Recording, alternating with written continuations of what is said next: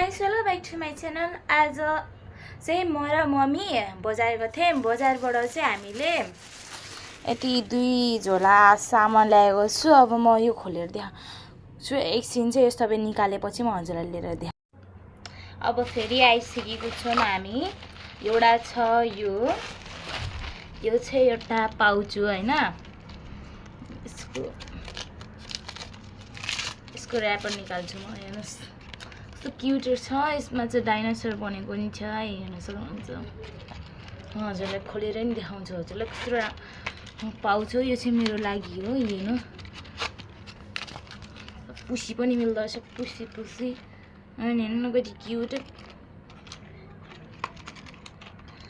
अनि मैले यसलाई बन्द गरिदिइसकेको छु। एउटा यो भयो हैन। अनि एउटा छ क्लिप।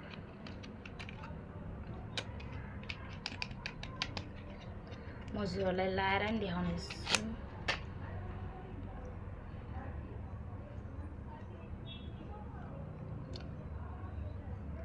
यो चाहिँ हामीलाई क्लिप है। यो चाहिँ कति क्युट छ। यहाँ चाहिँ एउटा फक्सको हो, एउटा नर्मल, एउटा टुप्पी।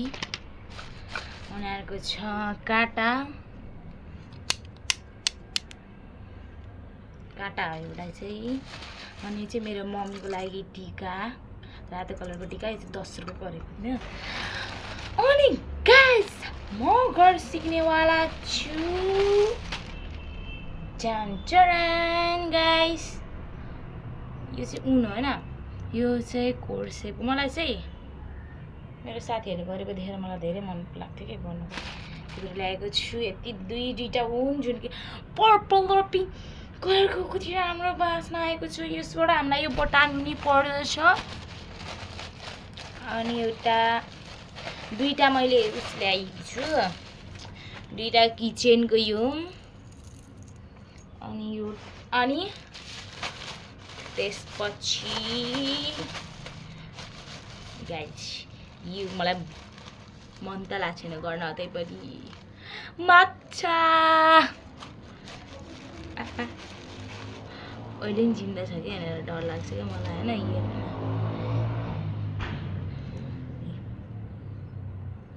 यो चाहिँ माछा हो गाइस। मलाई यहाँबाट चाहिँ सबभन्दा मन परेको भनेको यो हो कि। यो कसै क्युट छ कि गाइस।